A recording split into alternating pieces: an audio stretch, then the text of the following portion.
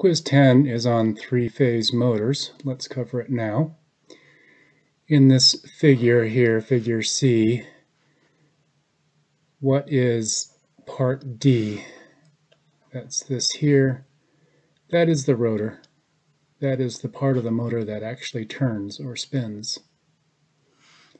Number 2, part B, that's this part all in here, and that is the stator. That's where the wire windings are, and that remains stationary. That is where the magnetic field, the rotating magnetic field, is created. And number 3, part C.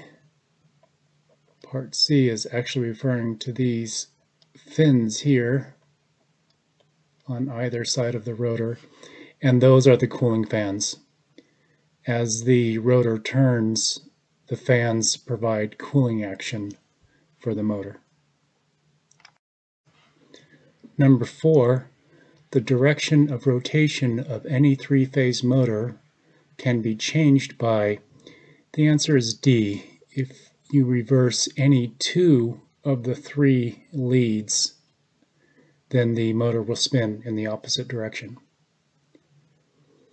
Number 5, all three-phase motors operate on the principle of D. This is really important.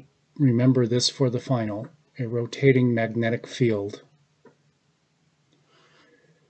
Number 6, which of the following is not a factor that causes a magnetic field to rotate? The correct answer is C. The presence of a DC current in the rotor is not a factor that causes a magnetic field to rotate. The other 3 answers, A, B, and C, are all 3 factors that do cause a magnetic field to rotate. Number 7, the 2 factors that determine synchronous speed in a three-phase motor are, the answer is B, the number of stator poles per phase and the frequency of the applied voltage. Number 8, the 3 main types of three-phase motors are squirrel cage, wound rotor, and synchronous. That is a true statement. Number 9, the speed of the rotating magnetic field is called synchronous speed. That is true. You want to remember that for the final. Number 10, true or false? The rotor in a three-phase motor contains coils of wire and remains stationary during the operation. That's false. The way I remember it is rotor, the word rotor reminds me of rotation.